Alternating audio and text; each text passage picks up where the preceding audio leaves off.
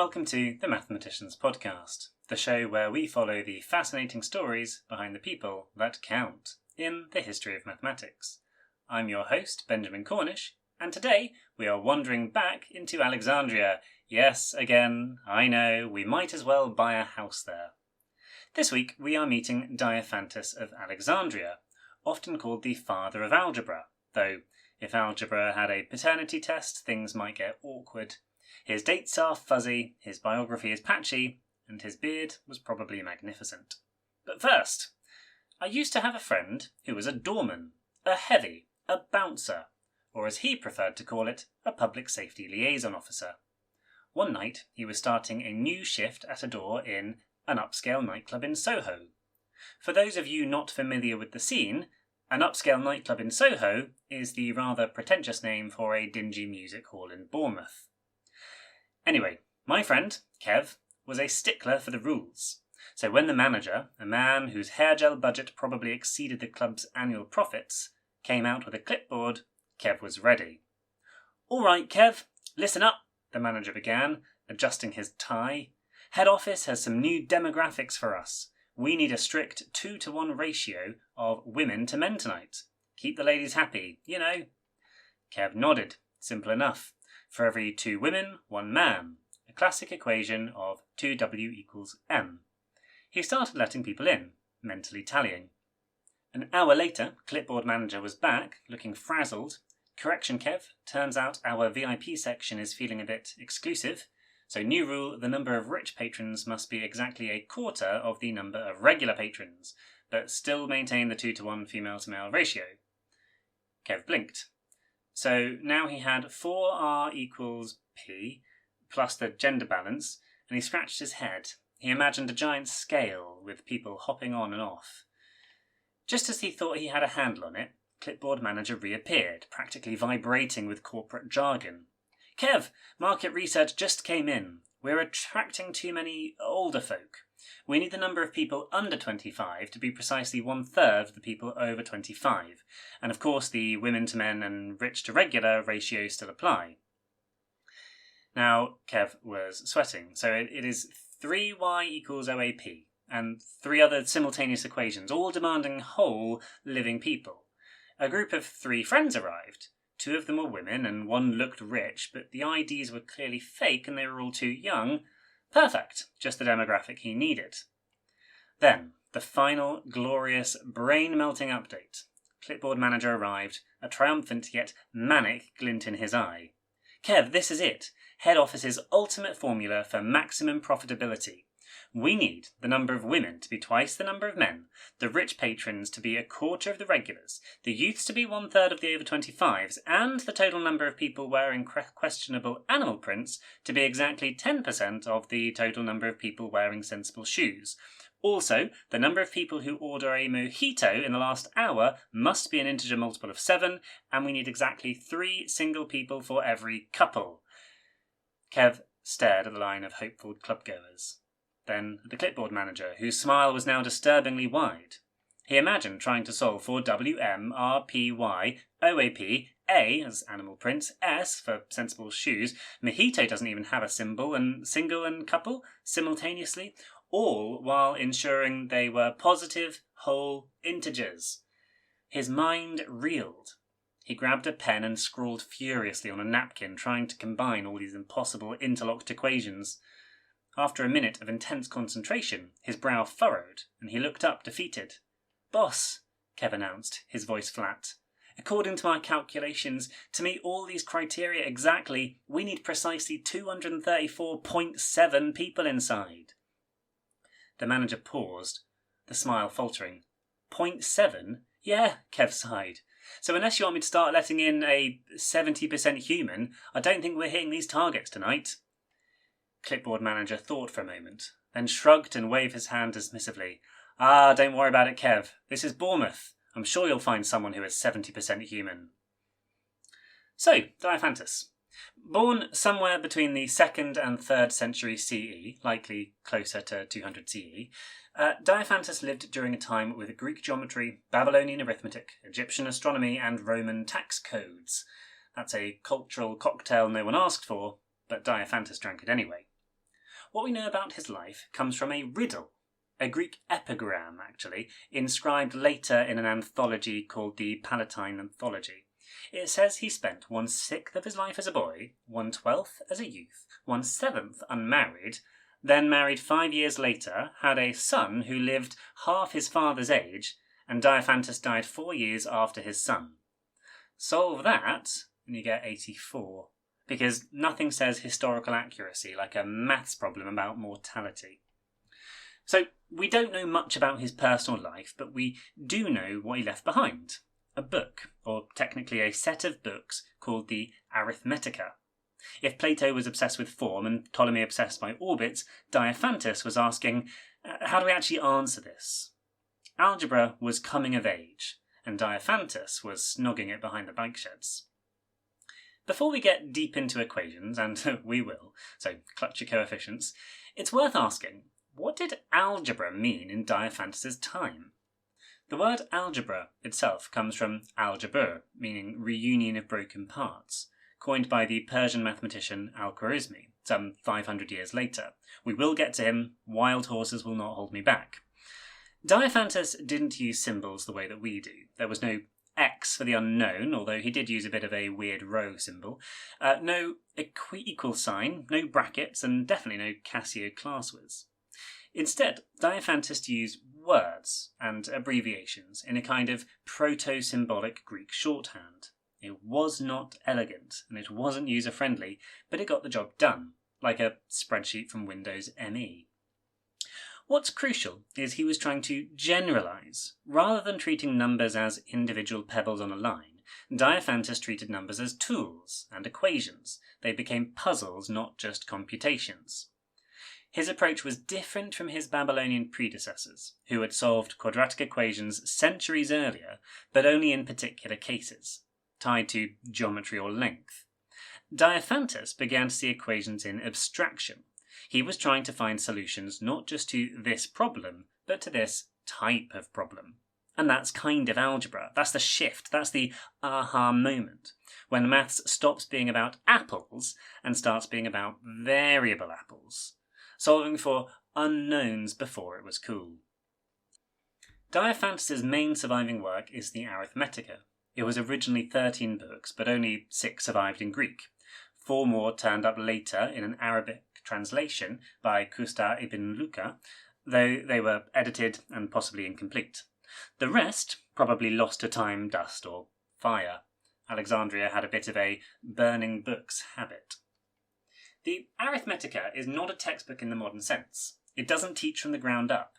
It's more like a curated tour of equation-solving techniques, presented through about 130 worked problems.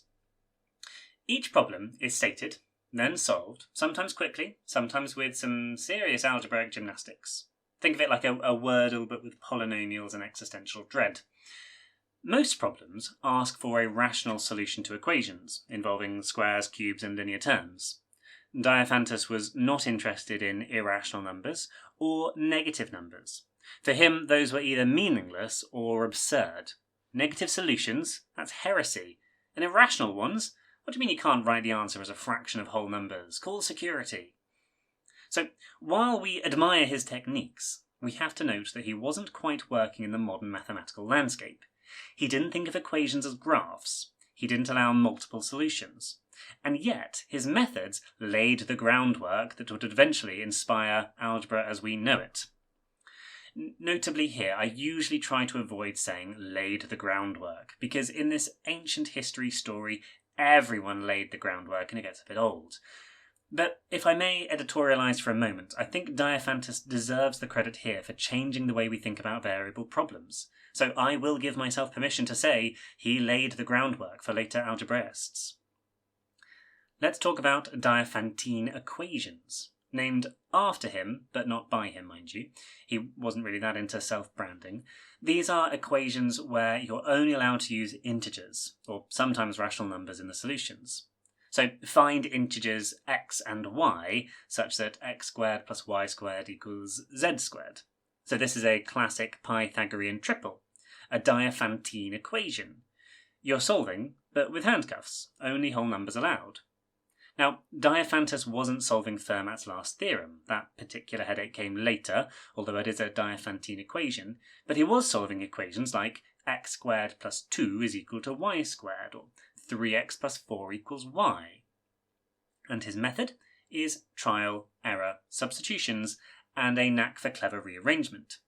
He used what we now call syncopated algebra, a halfway step between rhetorical and symbolic algebra. The Greeks had words for powers, so arithmos for numbers and dynamos for squares, cubes for cubes, and so on.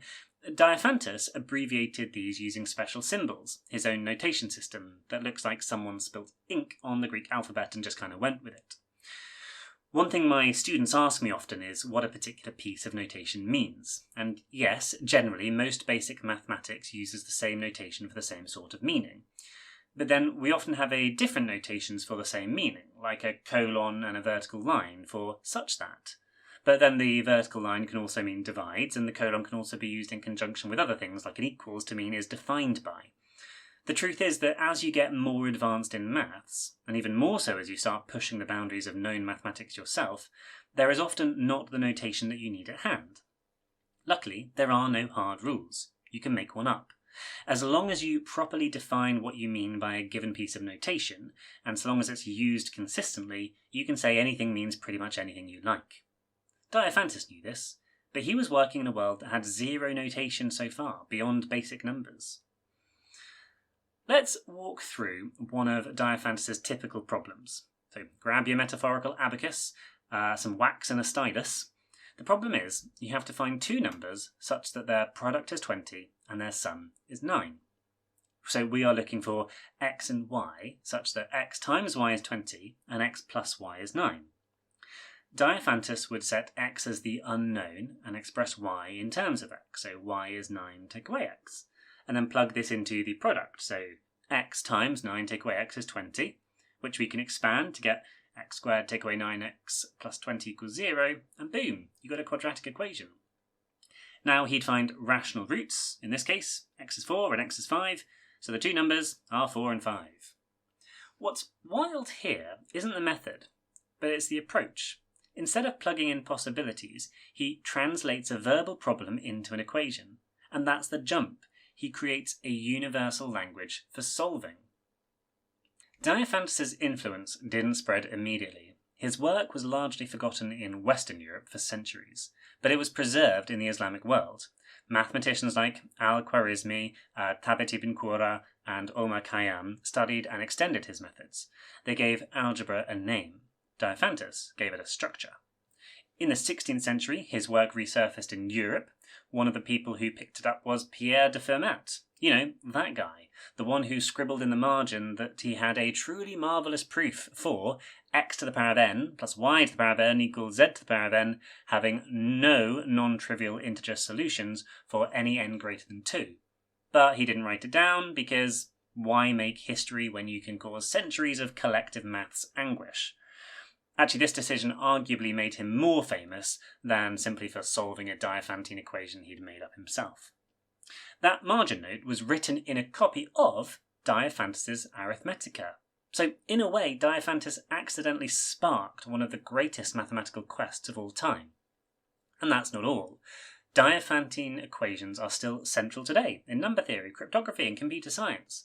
They underpin problems that are undecidable, problems that are algorithmically unsolvable, and problems that help encrypt your bank account. As with so many ancient figures, Diophantus's biography has gaps big enough to hide a Roman chariot, but his mathematical voice comes through clearly, pragmatic, clever, and relentlessly focused on problem solving. He didn't write about philosophy, and he didn't theorize endlessly, he didn't wax poetic about the harmony of the spheres, he just wanted to find x and get on with his day. And that makes him a bit of an outlier in Greek. While Plato was theorizing about ideal forms, and Theon of Smyrna was interpreting numbers as cosmic symbols, Diophantus was saying, given this equation, what value makes it true? A practical man in a theoretical world. His work wasn't about beauty, it was about solutions. And despite the ancient date of his work, Diophantus still makes guest appearances in high school and university maths classes, often through the back door disguised as integer problems. Anytime your maths teacher says, find two numbers such that, followed by something that ruins your weekend, you're working in Diophantus' shadow. So here's a classic example from algebra class. Find all integer solutions to x squared take away 4y squared equals 1. This is a type of Diophantine equation known as a Pell equation. Though Pell had nothing to do with it, it's a classic misattribution plot twist of maths history. Indian mathematicians like Brahmagupta and Bhaskara were solving these over 1,000 years before Europe caught up. Brahmagupta, by the way, made a crucial advancement here, developing methods to generate infinitely many solutions once one has been known, and he also embraced zero and negative numbers, which Diophantus would have found suspicious. Still, Diophantus laid out the equation-based approach that helped future thinkers see these problems as part of a larger universe, the universe of algebraic manipulation.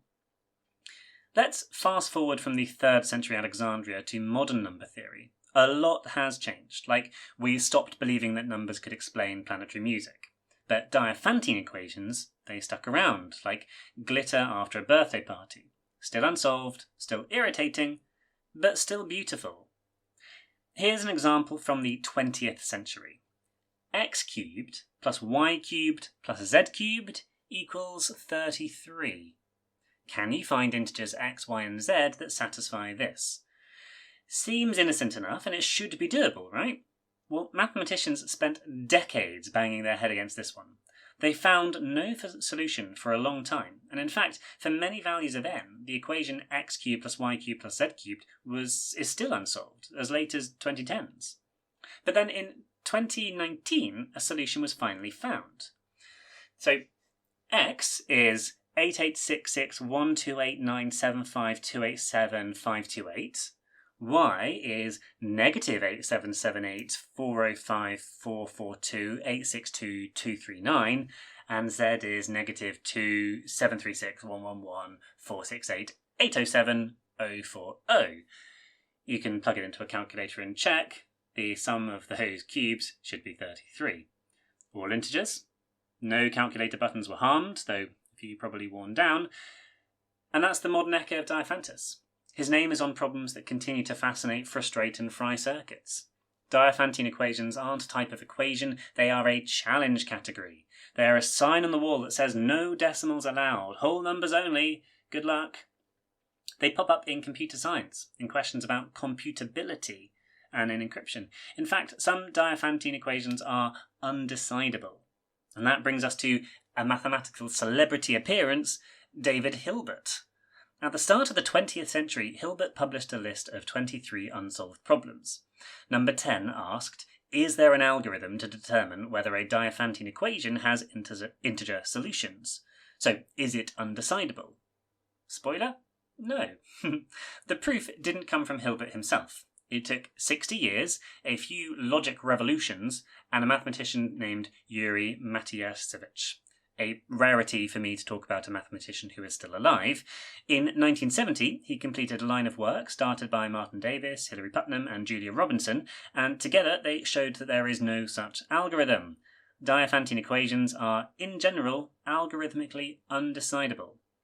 So, to translate that, sometimes the only way to know if a Diophantine equation has a solution is to try every possible combination for eternity.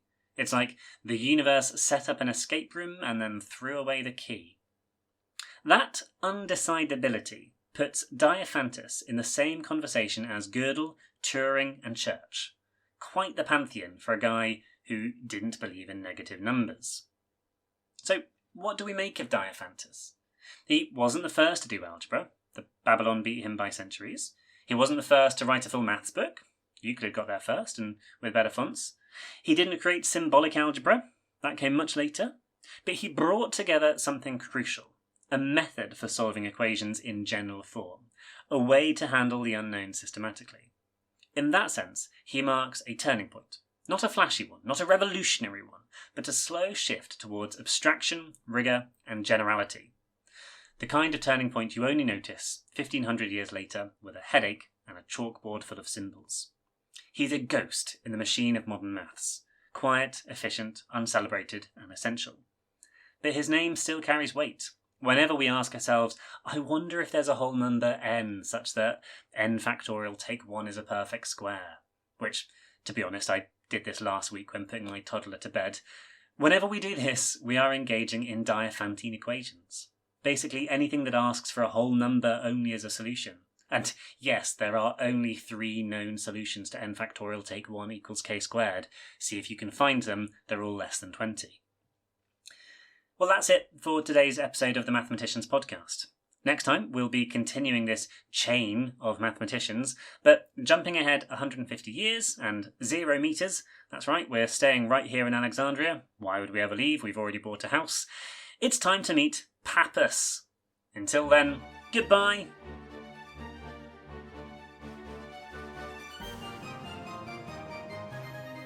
The music today is Dance Macabre Finale by Kevin MacLeod. You can find more information in the show notes.